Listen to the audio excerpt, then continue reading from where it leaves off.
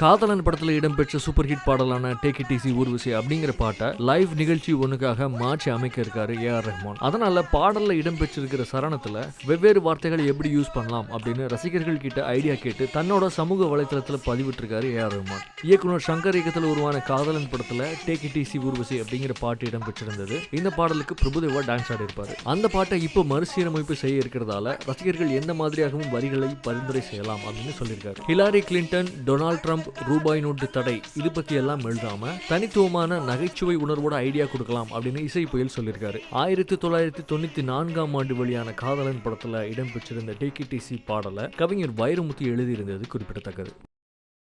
Cameraman நல்ல cameraman இருந்து எதுக்கு நடிக்க வர்றாங்க அப்படின்னு நினைப்பேன். மியூசிக் பண்ணுற ஜிவியை இப்படி தான் சொல்லி நல்லா போயிட்டு இருக்கும்போது எதுக்குங்க நடிக்க வர்றீங்க அப்படின்னா ஒரு அரை மணி நேரத்தில் நிறுத்த அப்படின்ட்டேன். இடையில எங்கே போய் ஒர்க் பண்ணா அப்படின்னா செல்வராகவன் சார்ட்ட போய் ஒரு படம் ஒர்க் பண்ணான். நான் பண்ண மாட்டேன் அப்படின்ட்டேன். ஏன்னா செல்வராகவன் சாருக்கும் எனக்கும் எதுவும் இதுன்ற வேண்டாம், அது ஏ படமாக கூட இருந்தால் கூட பரவாயில்ல, ட்ரிபிள் ஏ படம் அளவுக்கு சொல்கிறான். எங்க ஏகநாதன பாண்டிராஜ் கணிப்பு ஜிவி பிரகாஷ் நம்பர் 1 ஆவார் அப்படின்னு எங்கள் வீட்டில் கேட்குறாங்க. நீங்கள் எங்க என்ன அடுத்த படம் ஷூட்டிங்கே போகாமல் யார் நம்பர் 1 வாங்கன்னு கணிச்சிக்கிட்டு இருக்கீங்க அப்படிங்கிறாங்க.